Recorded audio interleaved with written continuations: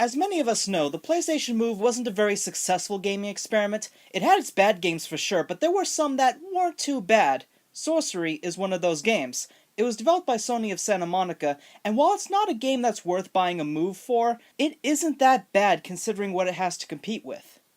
The story follows a young man named Finn, voiced by Charlie Schlatter, who is the apprentice to an older sorcerer named Dash, voiced by Troy Baker. When Dash leaves Finn alone for one day, he does what any reckless teenager would do.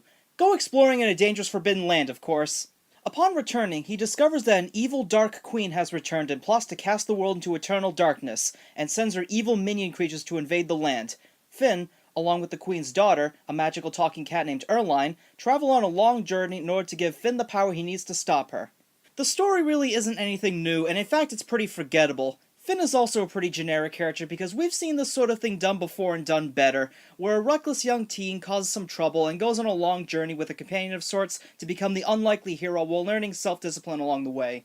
The gameplay, on the other hand, while repetitive and tiring, was enjoyable. You flick and wave the move controller as you would a magic wand to cast spell attacks at enemies, and while it was fun, I wish the aiming could have been a little better.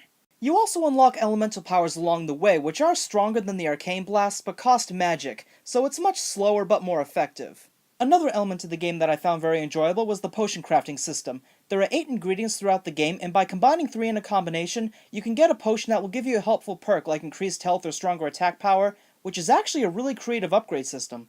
I do enjoy the potion mixing minigame where you have to tilt and shake the controller to pour ingredients into the cauldron, followed by a stirring motion. From there, you give the controller a little shake and hold it up as if you're taking a drink, and I have to admit that a lot of these motions were surprisingly a bit immersive at times. Unfortunately, there were some problems and elements that were underwhelming. For example, there's another potion that you can use at certain times to become a rat or a bird.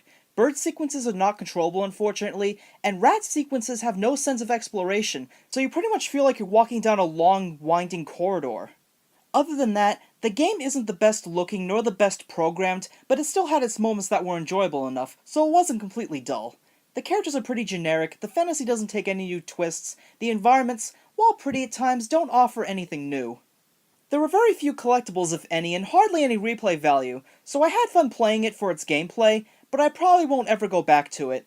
If you own a Move, then I would suggest that you check it out for yourself, but if you don't have one, then give it and this game a pass. It's like a gem or something. Whoa! Look at me! Oh no! Oh, put it down! Erline? Put it down! You were a girl! This is bad! With pointy ears! We need to find Dash! Hey! Wait up!